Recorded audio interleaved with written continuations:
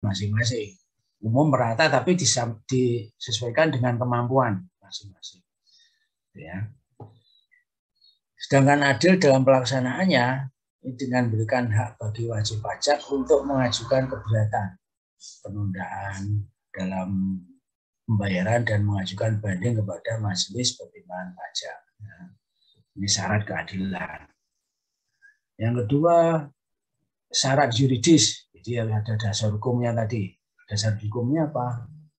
Ya undang-undang. Bahkan di atas undang-undang diatur yaitu dalam Undang-Undang Dasar 45 pasal 23 khususnya ayat 2. Lalu yang ketiga, tidak mengganggu perekonomian, syarat ekonomis. Ya. Jadi pemungutan pajak tidak boleh mengganggu kelancaran kegiatan produksi maupun perdagangan, sehingga tidak menimbulkan kelesuan perekonomian masyarakat. Lalu pemungutan pajak harus efisien. Artinya efisien itu ya hasil pemungutan pajaknya untuk memungut pajak kan perlu biaya, tapi jangan sampai biayanya itu terlalu besar. Jadi biaya pemungutan harus diusahakan seminimal mungkin, di efisiensi. Jadi kalau faktor ekonomis, syarat ekonomis tadi ya jangan sampai pajak ini membuat perekonomian menjadi lesu.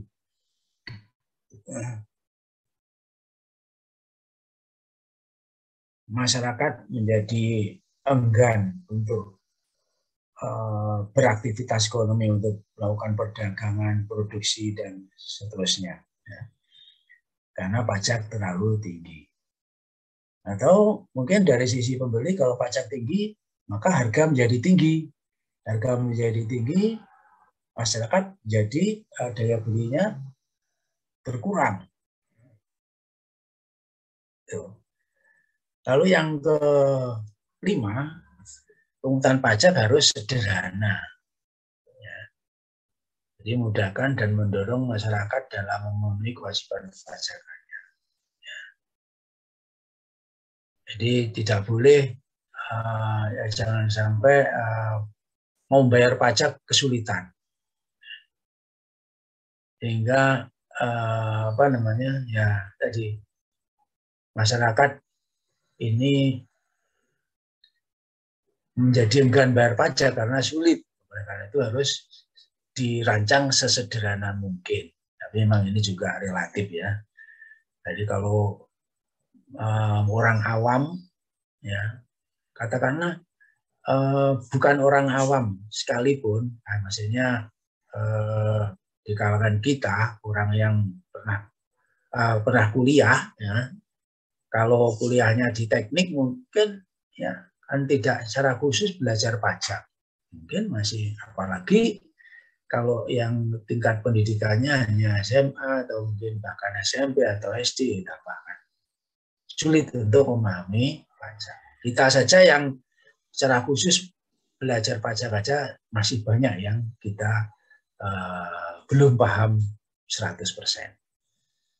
Nah, misalnya ini ada penyederhanaan, biaya materai itu dulu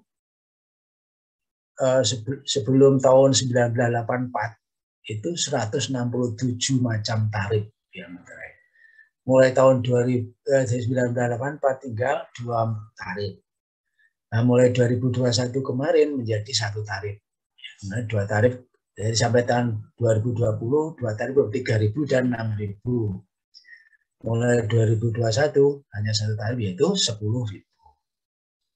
Lalu tarif PPN yang beragam silakan menjadi hanya 1 tarif. Ini nanti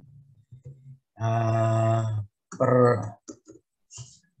1 April, enggak salah ya, per 1 April 2022 ini menjadi naik ya, menjadi 11%.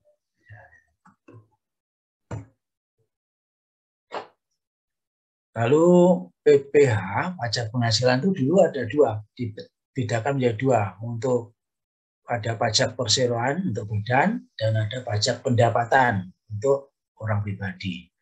Ada PPS dan PPD. Sekarang digabung jadi satu menjadi pajak penghasilan. Pak izin bertanya. Ya, silakan.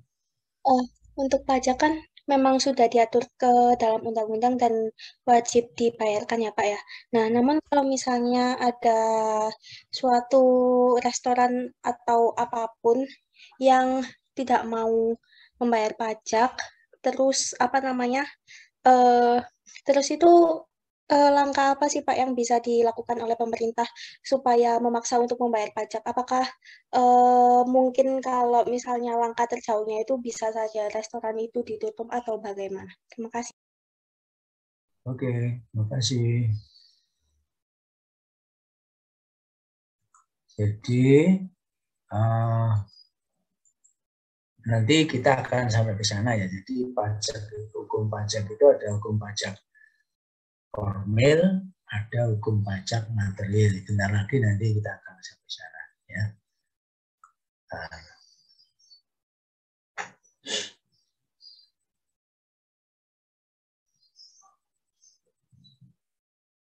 baik, jadi tadi ada 5 syarat pemungutan pajak ya.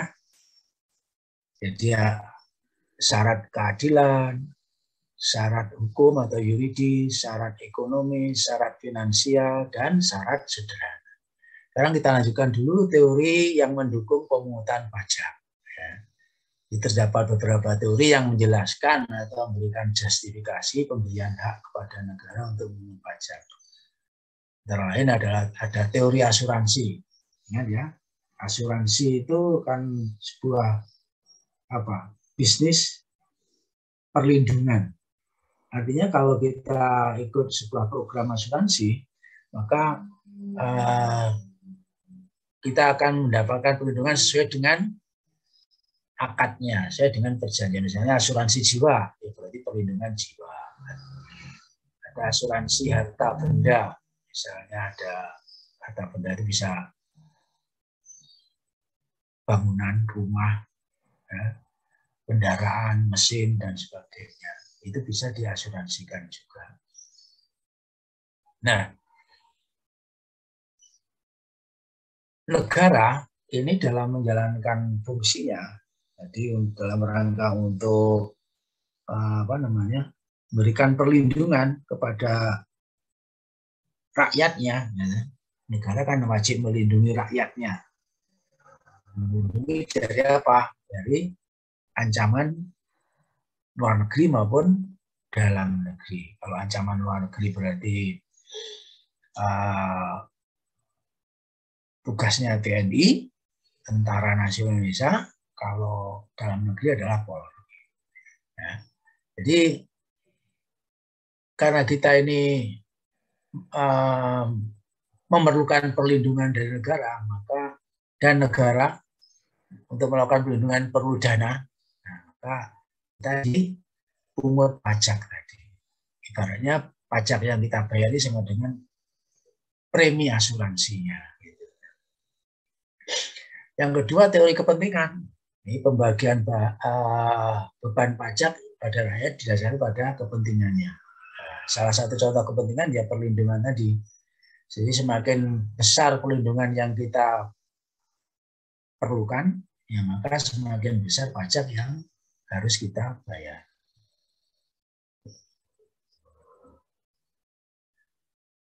Yang ketiga, teori daya pikul.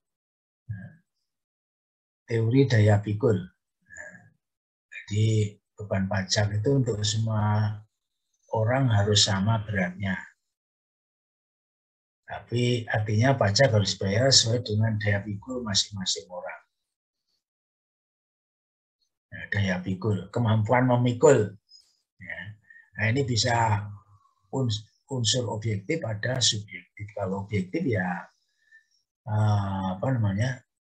hanya melihat besarnya penghasilan atau kekayaan yang dimiliki oleh seseorang. Tapi kalau subjektif, jadi tidak hanya melihat dari penghasilannya, tapi juga melihat atau memperhatikan besarnya kebutuhan material yang harus dipenuhi. Ini ada contoh misalnya ya, Tuan A dan Tuan B mempunyai penghasilan sama besarnya, yaitu 60 juta setahun. Tuan A beristri 1 dan beranak 2. Sedang Tuan B belum beristri. Secara objektif, PPh untuk Tuan A sama besarnya dengan Tuan B. Ini secara objektif. Tapi kalau secara subjektif, maka PPh yang dikenakan atas Tuan A ini lebih kecil daripada Tuan B. Karena Tuan A tadi sama ya, penghasilannya 60 juta, tapi untuk menghidupi 4 orang ya, dirinya sendiri, istrinya, dan 2 orang anaknya. Sedangkan Tuan B tadi juga 60 juta untuk dirinya sendiri, karena dia belum berkeluarga. Secara objektif, PPh yang harus dikenakan sama. Tapi kalau secara subjektif, Tuan B, PPh-nya lebih besar. Pak, izin bertanya. Ya. Dalam kasus seperti itu ya Pak, ketika seseorang itu tidak bekerja, namun dia memiliki tanah, terus tanah itu sama pemerintah kayak diberi rumah gitu loh Pak. Berarti yang tuan pemilik tanah itu apakah tetap dikenakan pajak atau tidak ya Pak? Soalnya kan dia tidak bekerja dan tidak mempunyai penghasilan gitu. Terima kasih ya. Terima kasih. Nanti jawabannya ya. Nanti akan sampai ke sana juga.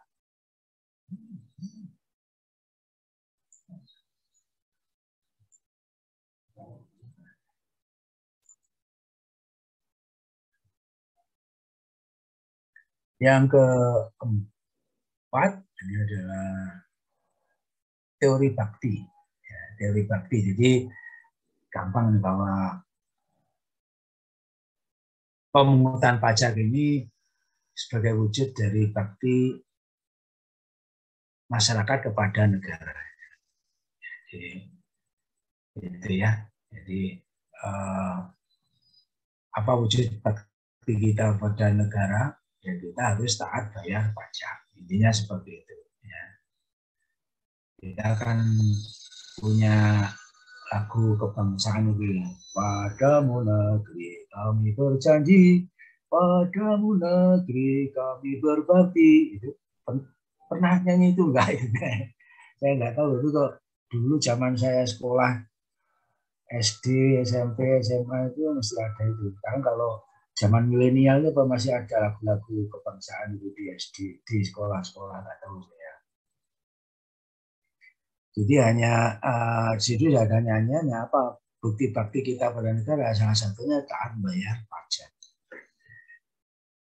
Ya, yang terakhir teori daya beli. Ya, teori daya beli. Daya beli itu sebetulnya kan uang. Daya beli itu uang. Jadi pemungutan pajak itu berarti pemerintah memungut uang, sejumlah uang dari rumah tangga masyarakat, wajib pajak ke negara. Jadi ada transfer daya beli atau aliran daya beli, aliran uang dari masyarakat pindah ke negara. Ya. Karena ya tadi pemerintah memerlukan dana itu ya, untuk membiayai keperluan umum negara yang semuanya sekali lagi untuk kepentingan seluruh masyarakat. Ya. Oke, jadi ada 5. Tadi ada 5 syarat pemungutan pajak, ada 5 teori yang mendukung pemungutan pajak. Teori asuransi, teori kepentingan, teori daya pikul, teori apa lagi? Bakti, dan teori asas daya beli. Nah, ini kedudukan hukum pajak. Hukum pajak ini hukum itu ada 2 ya. Ada hukum perdata atau hukum privat dan ada hukum publik. Hukum privat itu apa? Yaitu hukum yang mengatur hubungan antara satu individu dengan individu lainnya. Hukum publik mengatur hubungan antara pemerintah dengan rakyatnya. Nah, Hukum publik ini bisa dibedakan menjadi 4. Ada hukum tata negara, ada hukum tata usaha atau hukum administrasi, ada hukum pajak, dan ada hukum pidana. Ya. Jadi hukum pajak itu merupakan hukum publik, ya, bagian dari hukum publik yang mengatur hubungan negara atau pemerintah dengan rakyat. Sama, pemerintah memungut pajak, ya, sebagai pemungut pajak punya kepentingan, rakyat yang pihak yang terpungut karena diatur dalam undang-undang seperti itu. Nah, lalu ada hukum pajak material dan hukum pajak formil. Hukum pajak material memuat norma yang menerangkan antara lain keadaan, perbuatan, dan peristiwa hukum yang dikenai pajak. Ya, jadi disebut dengan objek pajak. Lalu siapa yang dikenai pajak? Subjek pajak. Berapa besar pajak yang dikenakan dari pajak. Segala sesuatu tentang timbul dan hapusnya utang pajak dan hubungan hukum antara pemerintah dan wajib pajak. Jadi hubungan hukum antara pemerintah dan wajib pajak. Kenapa tadi? Hukum pajak bagian dari hukum publik tadi. Ya. Oke. Jadi ada keadaan, perbuatan, dan peristiwa hukum yang dikenai pajak. Yang kedua, hukum material, hukum pajak formil. Nah, hukum pajak material ya. Ini hukum pajak formil, memuat bentuk tata cara untuk mewujudkan hukum material menjadi kenyataan. Ini cara melaksanakan hukum pajak material. Jadi hukum pajak material ini tanpa hukum pajak formil, ya pelaksanaannya menjadi tidak efektif. Ya. Ibaratnya begini, ini yang formil ini yang mengatur nih tata cara pelaksanaan hukum pajak dalam ini hukum ini memuat antara lain misalnya tata cara penyelenggaraan khusus keutamaan suatu utang pajak, hak fikus, lalu ada kewajiban wajib pajak, dan seterusnya. Nah, contohnya adalah KUP ini. Kalau yang ini contohnya adalah Undang-Undang PPh, atau mungkin juga Undang-Undang BPN. Ya, jadi ini adalah hukum pajak formil. Intinya begini, kalau ini misalnya ya, tadi misalnya ada yang bertanya tentang apa namanya tadi apa punya restoran. Yang pertama tadi restoran. Ya, kalau misalnya ada yang nggak mau bayar pajak itu, apakah langkah terberat apa yang dapat dilakukannya? Apakah pemerintah itu kayak punya hak buat menutup restorannya itu atau bagaimana? Ya, jadi ini makanya ada aturan seperti ini. Jadi misalnya pajak restoran 10%. Ya. Ada ketentuannya seperti itu dibayar setiap bulan misalnya dari penjualan yang diperoleh. Misalnya. Ada peraturan seperti itu. Lalu tidak dibarengi dengan ini. Hukum pajak formil. Hukum pajak formil ini isinya adalah misalnya antara lain tadi tata cara membayar, terus lalu sanksi kalau tidak membayar atau terlambat membayar dan sebagainya. Itu di sini. Nah, kalau cuma suruh bayar tapi nggak dikasih sanksi, pasti banyak yang tidak mau bayar. Sudah dikasih sanksi pun masih banyak yang terlambat, bahkan nunggak-nunggak, bahkan tidak mau bayar. Nah, sanksi itu macam-macam nanti dalam Undang-Undang Pajak itu ada sanksi administrasi dan sanksi pidana. Ya. Sanksi administrasi itu bisa bedakan lagi denda, bunga, dan kenaikan. Ya. Jadi kena denda karena terlambat membayar, atau dikenai bunga, ya. Atau dikenai kenaikan ditambah jumlah tertentu. Nah, itu bentuk-bentuk sanksi administrasi. Bahkan sanksi pidana, nanti pidana itu ada pidana kurungan, ada pidana penjara. Ya, jadi ya tentu pemerintah punya hak untuk memberikan sanksi, cuma sanksinya ini kalau yang tadi dicontohkan di restoran misalnya yang itu adalah kewenangannya Pemda, pemerintah daerah, dalam hari ini adalah pemerintah kota atau pemerintah kabupaten, Pemkot atau Pemkab masing-masing untuk restoran. Jadi kalau ada restoran, ya. Maaf mau motong ya Pak ya. Berarti intinya itu kayak nggak punya hak buat menutup restoran untuk sementara waktu gitu ya Pak ya? Gimana? Maaf, ulang. Berarti walaupun tidak mau membayar itu, pemerintah juga tidak punya hak untuk menutup restoran itu secara apa sih? Menutup secara sementara gitu ya Pak ya?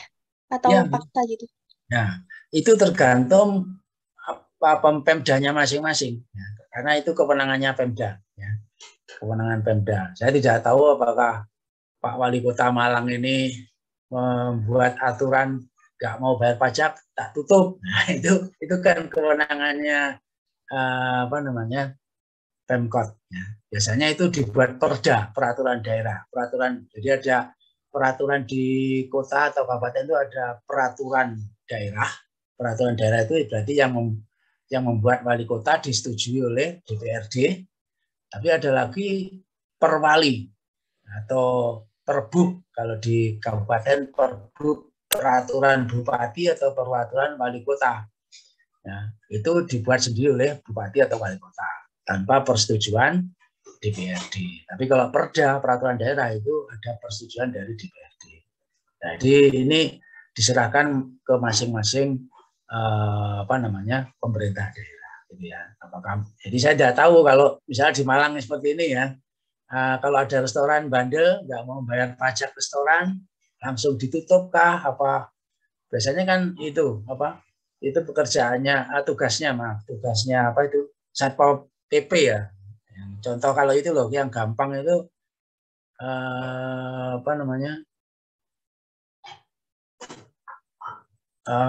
tapi kemarin kalau pandemi itu kan banyak restoran disuruh tutup sementara itu, tapi itu bukan karena tidak bayar pajak, tapi karena pandemi yang harus tidak boleh menyebabkan kerumunan itu loh. Ya. Gitu. Tapi kalau tentang pajak saya tidak paham juga, maksudnya itu terserah masing-masing Pemda. Ya. Sanksinya apa gitu ya? Tapi memang bisa juga ditutup ya, mungkin ya, sangat mungkin itu ditutup, tapi kan mesti sanksi itu ada tahapan-tahapannya, ya. Ada level-levelnya. Pertama kan ada peringatan lisan misalnya, peringatan lisan tidak dihiraukan, peringatan tertulis tidak dihiraukan. Nah, mungkin baru. Nah, ini teknisnya kira-kira secara umum seperti itu, tapi untuk secara khusus bagaimana pelaksanaan penerapan sanksi itu saya juga tidak paham. Artinya kita tidak bahas di situ, tapi itu memang perlu karena itu bagian dari sanksi. Ya.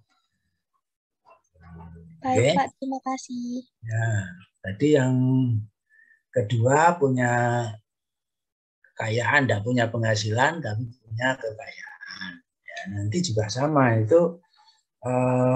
Jadi ada namanya pajak bumi dan bangunan, tapi itu juga pajak daerah sama ya, pajak restoran, pajak bumi dan bangunan, pajak daerah.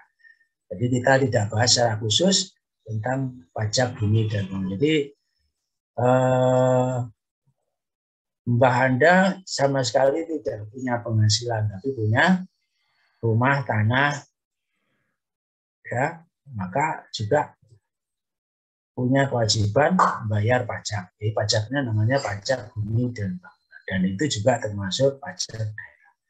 Jadi nanti pajak itu ada tadi pajak penghasilan, ada pajak penghasilan berarti karena kita mendapatkan penghasilan.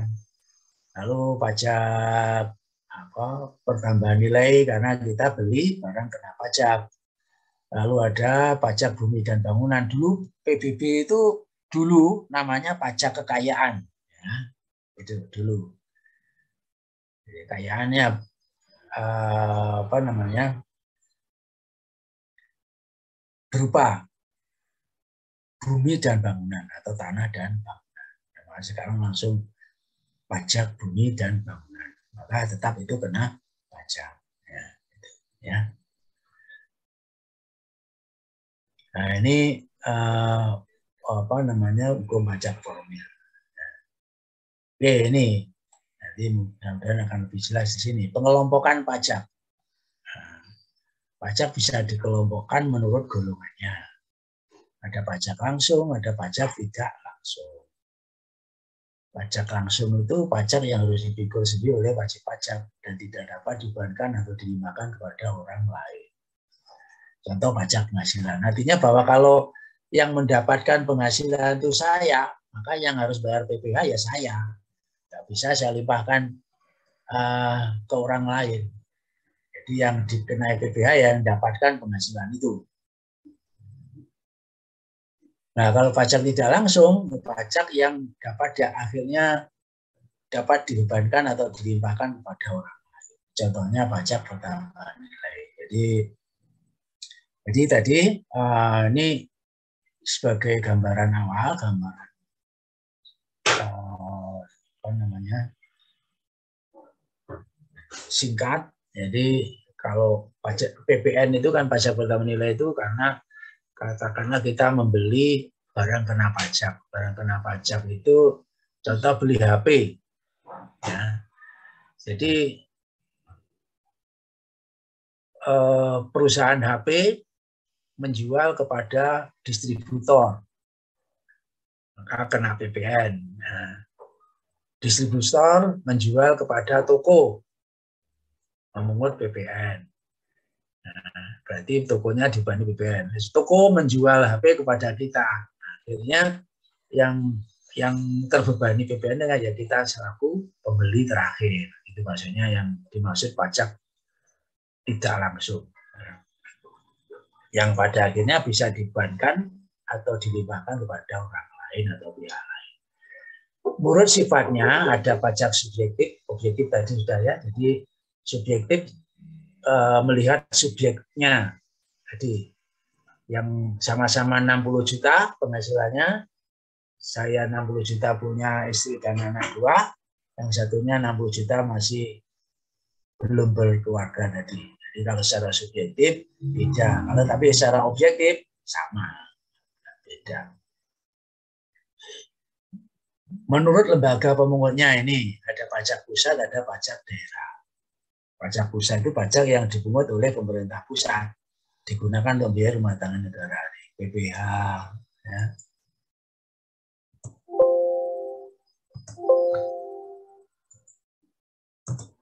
Pajak penghasilan, pajak pertama nilai, dan pajak penjualan atas barang mewah dan biaya materai. Nah, pajak daerah, pajak yang dipungut oleh pemerintah daerah yang digunakan untuk biaya rumah tangga daerah.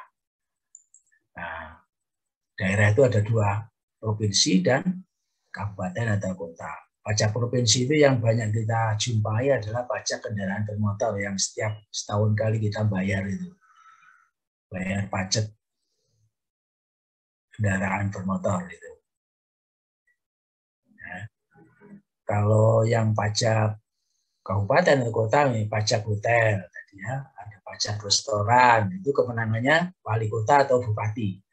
Pajak hiburan, pajak reklame yang kita sering apa istilahnya itu Satpol PP atau Tibum gantoli apa itu spanduk-spanduk di jalanan yang sudah daluarsa. Jadi kalau kita pasang spanduk atau reklame apapun di jalan itu harus izin, harus ada izinnya ke Pemda, Pemkot. Ya.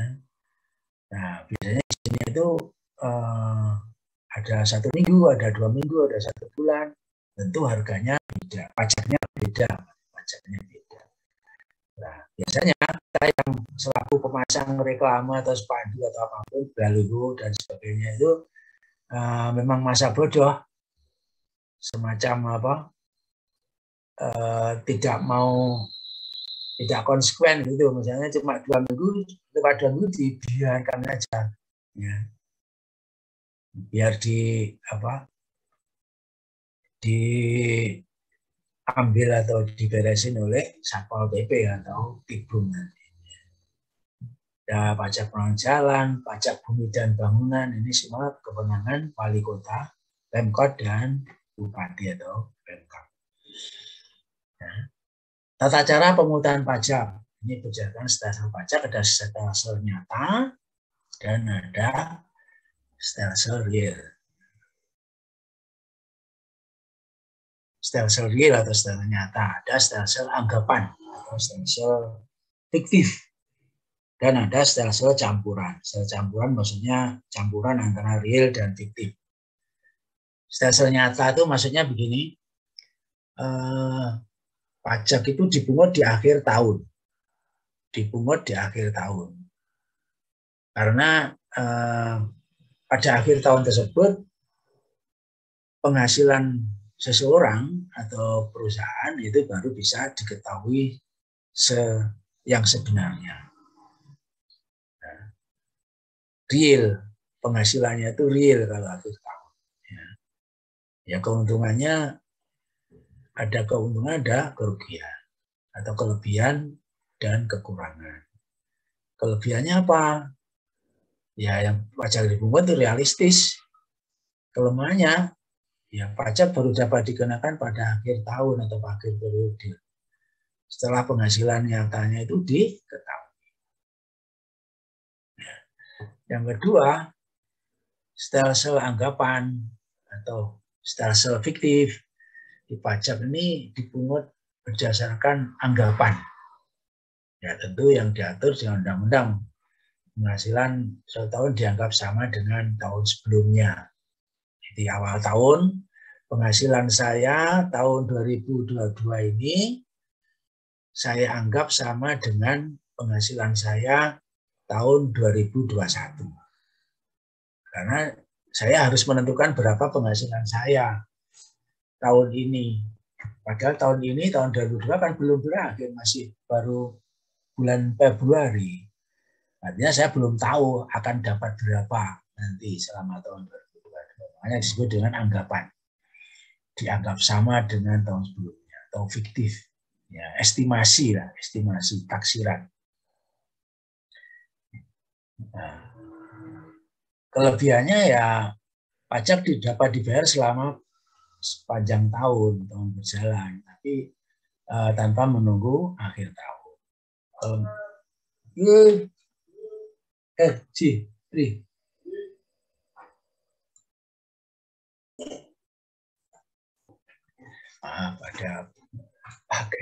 Sedangkan kelemahannya adalah pajak yang juga tidak benar pada keadaan yang sesuai.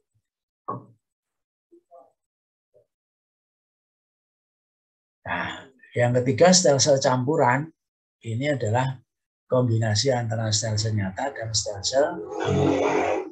Jadi di awal tahun menggunakan stelsel anggapan. Awal tahun dibuat anggapan atau estimasi atau taksiran berapa pajak, berapa penghasilan saya untuk tahun 2022 nanti. Nah, nanti di akhir tahun saya menghitung penghasilan saya yang sesungguhnya berapa, maka menggunakan stelsel real.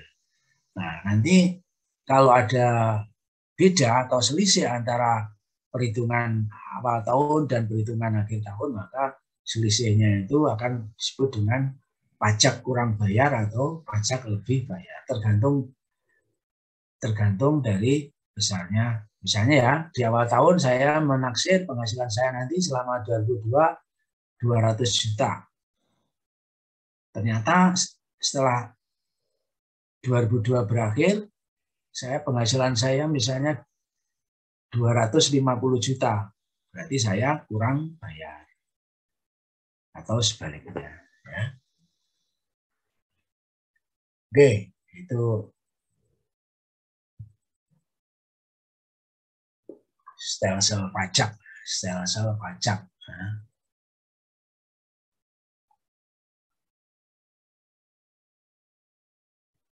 Asas pemungutan pajak.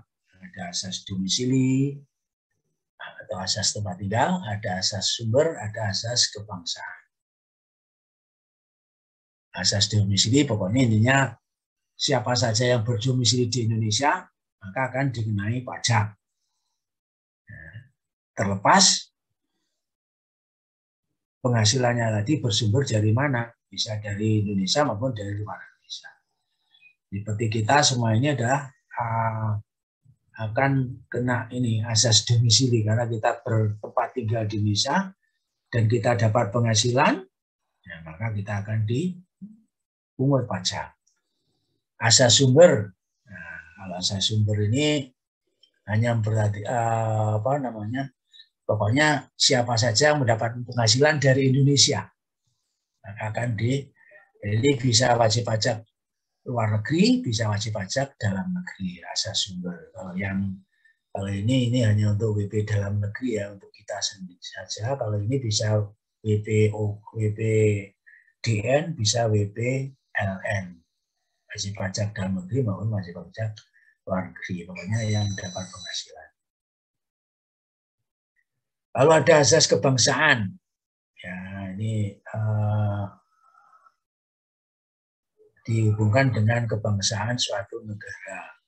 Ya, dulu ada, kalau dulu, sekarang nggak ada ya. Dulu itu ada pajak bangsa asing. Ya, dulu yang lama. Ya, sebelum sampai dengan tahun 1983 undang-undang pajak yang lama. Sekarang sudah nggak ada. Oke, kita lanjut sistem pemungutan pajak. Kita kenal ada 3 sistem pemungutan pajak. Yang pertama adalah official assessment system, ada self assessment system, dan ada withholding system. Official assessment system intinya adalah bahwa kewenangan memungut pajak itu ada pada pemerintah untuk menentukan besaran pajak yang terutang oleh wajib pajak. Di sistem pemungutan pajak yang memberi wewenang kepada pemerintah. Dalam hal ini ada Direktorat Jenderal Pajak atau Fiskus untuk menentukan besarnya pajak yang terutang oleh wajib pajak. Ciri-cirinya wewenang untuk menentukan besarnya pajak terutang ada di Fiskus, jelas ya. Dan wajib pajak ini pasif, kita menunggu dari ketetapan yang pihak kantor pajak gitu ya. Sambil berdoa gitu. Artinya sambil berdoa, sambil dak-duk juga ada saya kena pajak apa enggak ya gitu. Dan tidak. Itu official assessment. Ini ada surat ketetapan pajak ya, utang pajak, infonya utang pajak. Tapi kalau self itu kan diri sendiri, ya, sistem pemungutan pajak yang memberi wewenang kepada wajib pajak untuk menentukan sendiri besarnya pajak terutang. Nah, ini, ya, kita diberi sebagai wajib pajak diberi kewenangan untuk menentukan berapa besarnya pajak yang harus kita bayar. Nah, ini. Jadi kita risikonya atau konsekuensinya kita harus aktif, ya, menghitung sendiri, menyetor, melapor, dan dalam hal ini Fiskus tidak ikut campur secara aktif, tapi hanya melakukan pengawasan saja. Ini dasarnya adalah undang-undang self-assessment. Nah, sistem yang pertama ini, official assessment system ini dianut oleh atau diterapkan oleh pemerintah Indonesia sejak pemerintah Indonesia lahir, merdeka 1945 sampai terakhir 1983. Nah, mulai tahun 1984 sampai sekarang pemerintah Indonesia menerapkan atau menganut sistem ini, self assessment. Yang ketiga ada withholding system, ini sistem pemungutan pajak yang memberikan wewenang kepada pihak ketiga, jadi bukan pihak Fiskus dan juga bukan pihak WP yang bersangkutan dalam menentukan misalnya pajak yang harus dibayar atau pajak yang terutang. Nah, oke, itu sistem pemungutan pajak. Lalu timbul dana hapusnya utang pajak. Ini ada dua, jalan formil, ada jalan material. Nah, ini tadi yang official assessment system itu yang ajaran formil. Jadi utang pajak timbul karena adanya surat ketetapan pajak dari Fiskus. Nah, tapi kalau yang self assessment system yang sekarang berlaku, saat ini berlaku di Indonesia, ini utang pajak itu timbul karena berlakunya undang-undang. Jadi kita tadi apa? Suruh menghitung sendiri, membayar sendiri, melapor sendiri, ya tentu kaitannya apa dengan ini, keadaan, perbuatan, dan peristiwa hukum. Nah, lalu bagaimana hapusnya utang pajak?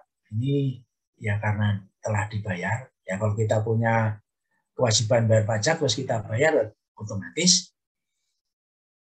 hapus utang kita.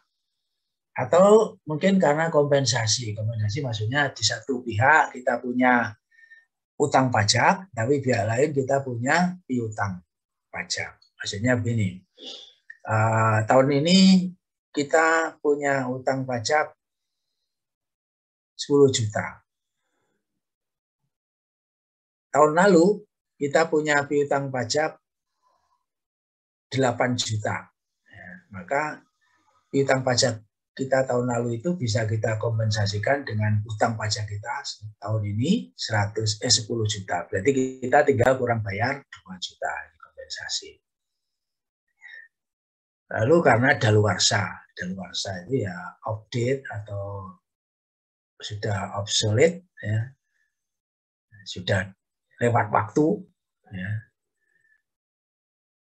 expired, ya, expirednya ini daluarsanya 10 tahun, tapi ya lumayan lama. Ya. Jadi kalau selama 10 tahun tidak ketahuan, kita punya utang pajak, baru ketahuan setelah lewat 10 tahun, ya berarti daluarsa. Kita tidak diwajibkan bayar. Atau juga ada pembebasan dan penghapusan. Ini dalam hal tertentu, ini kewenangan pemerintah ya, memberikan pembebasan atau penghapusan. Biasanya dibebaskan. Ya, karena seperti pandemi kemarin, 2020 banyak terjadi pembebasan dan penghapusan. Kalau penghapusan yang ada juga istilah apa? Pemutihan. Ya, pemutihan. Biasanya ini pajak kendaraan bermotor sering ada pemutihan. Ya. Ini kewenangannya gubernur ya. Hambatan pemungutan pajak. Ini ada perlawanan pasif, ada perlawanan aktif. Perlawanan pasif ini maksudnya bahwa masyarakat itu enggan atau pasif membayar pajak yang dapat disebabkan antara lain misalnya perkembangan intelektual dan moral masyarakat. Jadi ya, tingkat pendidikan misalnya. Jadi tingkat rata-rata tingkat pendidikan masyarakat masih rendah misalnya.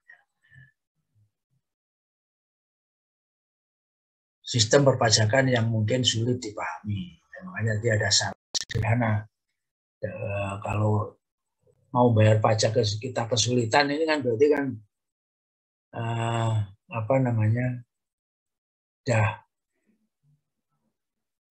tidak pada tempatnya lah ya. Kita banyak masyarakatnya. Kita itu loh mau bayar ngasih uang ke negara, sulitnya terjadi. Seperti itu. Ya. Akhirnya kita harus minta tolong orang lain dan sebagainya. Nah, ini juga peluang bagi Anda, ya. Anda mau tertarik dan menekuni belajar pajak ini, nanti peluang untuk Anda sebagai beribadah. Ibadah itu bisa ibadah sosial, bisa ibadah ekonomis. Ibadah sosial itu maksudnya ya gratisan, ya, gratis, tidak usah bayar, itu sosial. Ibadah ekonomis, ya cari nafkah, boleh, ya, ada jual ini menyediakan jasa konsultasi pajak dan ada katakanlah menarik, minta imbalan uang, boleh, sah, ya sah, boleh, halal. Karena cari nafkah itu juga ibadah. Atau mungkin sistem pengawasan yang tidak dapat dilakukan atau dilaksanakan dengan baik. Jadi pasif. Kalau aktif memang sengaja semua usaha dan buatan yang secara langsung ditujukan kepada fiskus. Yang tujuannya adalah untuk menghindari pajak. Aktif itu sengaja. Kalau pasif tadi karena keadaan masyarakat ya, atau demografinya, kependudukannya itu yang memang menyebabkan orang enggan bayar pajak. Kalau ini memang paham tentang pajak, tapi berusaha untuk menghindari bayar pajak. Nah, itu. Jadi ini biasanya yang melakukan perlawanan aktif ini umumnya ya orang-orang yang paham pajak. Nah, bedanya di situ. Atau orang yang tidak paham pajak tapi minta tolong orang yang paham pajak. Bagaimana caranya? Ada dua, ada tax avoidance, ada tax evasion. Tax avoidance ini usaha meringankan beban pajak dengan tidak melanggar undang-undang. Kalau evasion usaha meringankan beban pajak tapi melanggar undang-undang. Jadi menggelapkan pajak. Nah, ini kalau yang ini boleh. Dan ini caranya bagaimana? Biasanya ada melakukan perencanaan pajak, tax planning ini ya. Yang terakhir tarif pajak. Jadi ada tarif sebanding atau proporsional, ada tarif tetap, ada tarif progresif. Ya, tarif sebanding, ya misalnya PPN. 10%. Jadi dari nilai penyerahan.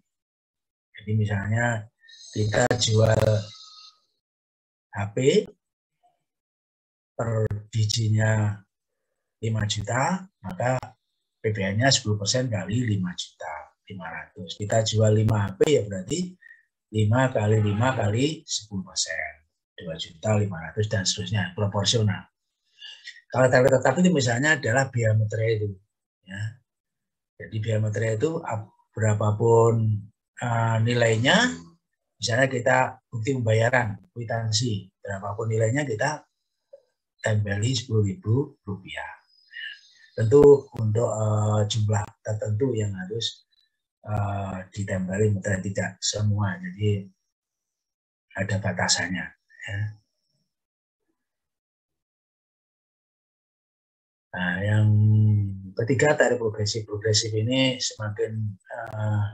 semakin besar tarifnya jika jumlah yang diterima pajak semakin besar. Jadi ini contohnya adalah untuk tarif PPh, BPUP, ya, tarif PPh ini. Ini kalau menurut pasal 17 Undang-Undang Nomor 36, ya, apa ini PPh ya, 8. Tarifnya itu ada 4 tarif. Dari 4 lapisan penghasilan kena pajak. Di PKP ya, lapisan kena pajak, PKP sampai dengan 50 juta 5%. Di atas 50 juta sampai 250 juta 15%. Di atas 250 juta sampai 500 juta 25%. Di atas 500 juta 30%. Ini yang Undang-Undang PPh tahun 2008. Sebelumnya ini undang-undang yang sebelumnya yaitu tahun PPh tahun 2000, ini ada 5 tarif. Nah ini sampai dengan 25 juta, 25 sampai 50. 50 sampai 100, 100 sampai 200, di atas 200, ini 5. Jadi dari tahun 2000 seperti ini, lalu tahun 2008, 8 tahun kemudian ada perubahan tarif sedikit, lalu ini juga berubah. Lalu yang terakhir, ini yang baru terbit, ya, ini tentang ini undang HPP nomor 7 2021 ini kembali ke 5 tarif. Tapi ada beda, ini bedanya di sini. Ada ini jadi tadi 50 jadi 60, 60 jadi 50, ini tetap tidak berubah. Ini yang berubah 500 sampai 5 miliar, 30%. Lalu ada satu tambahan di atas 5 miliar ini kena 35. Jadi kalau orang yang penghasilannya setahun di atas 5 miliar, ya berarti rata-rata gajinya per bulan 600 juta kira-kira atau 700 juta. Ya.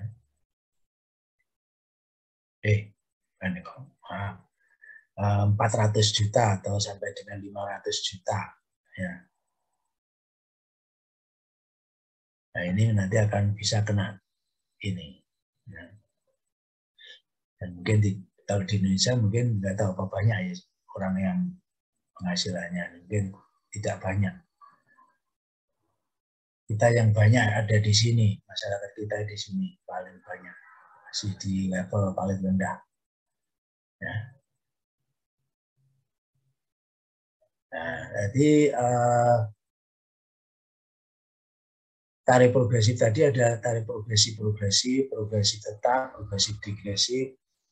Ya. Progresif maksudnya kenaikannya itu semakin bertambah. Misalnya 5%, 10%, 20%. 5 ke 10 kenaikannya 5%. 10 ke 20 kenaikannya 10%. Nah, itu berarti progresif. Kalau progresif tetap, misalnya 5%, 10%, 15%, kenaikannya tetap 5%. Kalau progresif degresif, misalnya 5%, 15%, 20%. Dari 5 ke 15, 10%. Tapi dari 15 ke 20% hanya 5%. Turun. Naik tapi kenaikannya turun. Ini berarti bisa disimpulkan bahwa ini adalah termasuk progresif. Ya.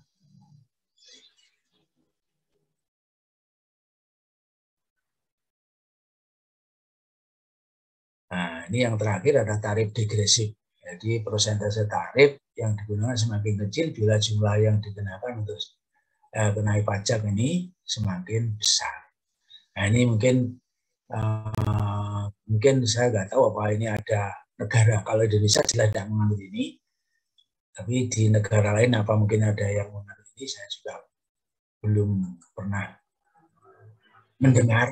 Ya, karena apa? Kalau ini kan bertentangan dengan syarat pemungutan pajak tadi. Apa syarat pemungutan pajak yang pertama tadi? Apa? Syarat keadilan.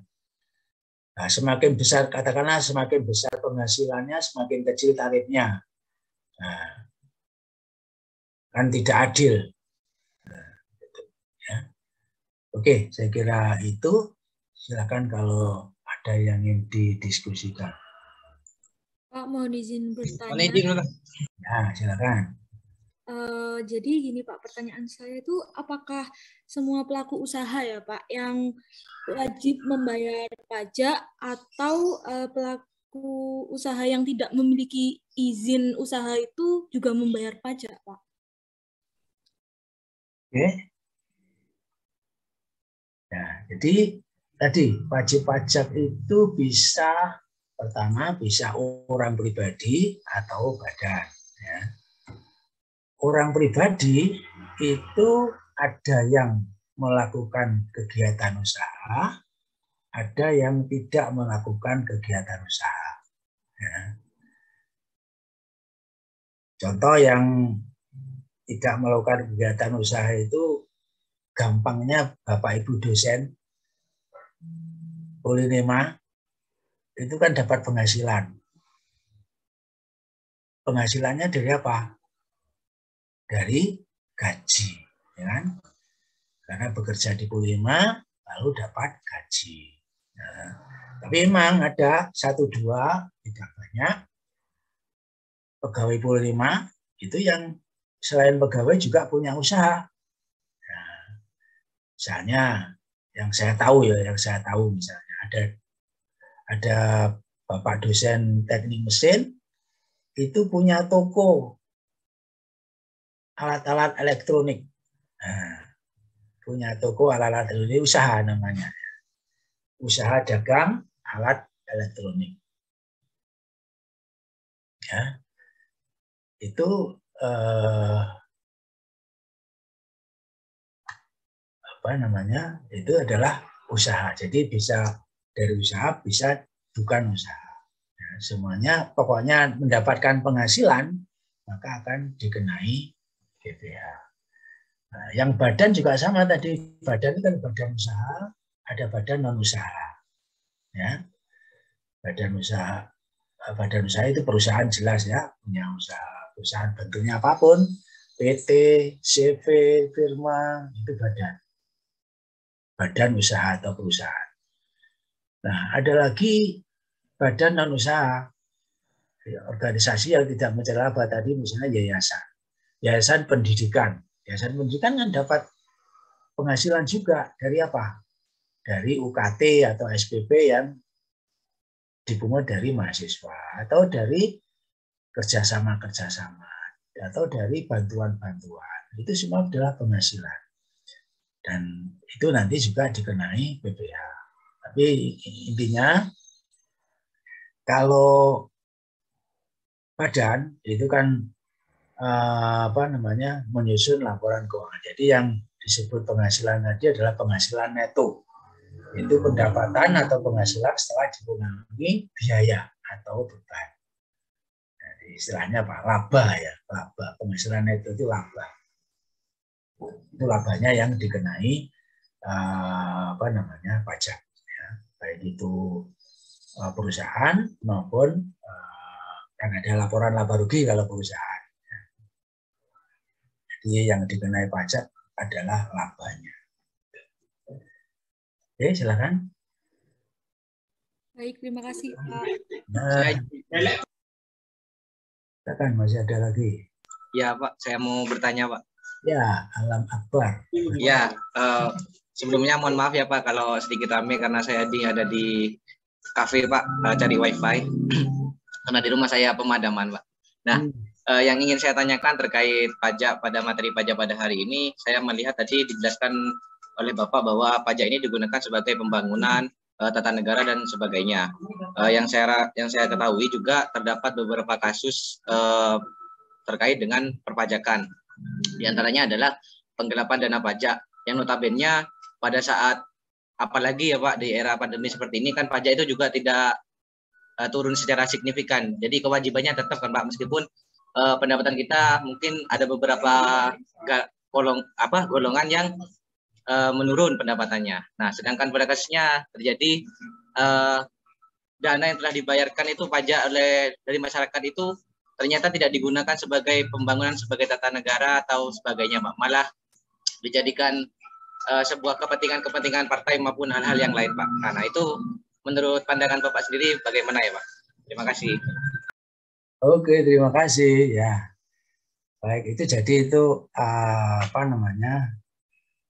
kalau bagi saya sih kalau bicara pajak ya seperti tadi. Jadi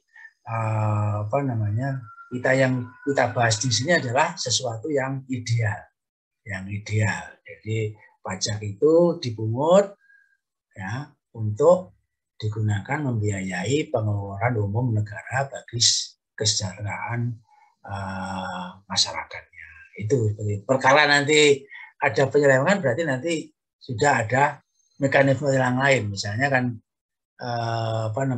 ada sanksi-sanksi dan sebagainya ya. Kalau sudah terkumpul lalu ternyata kok tidak digunakan untuk membangun jalan, jadi seringkali kita lewat jalan mana itu kan jengkel juga ya,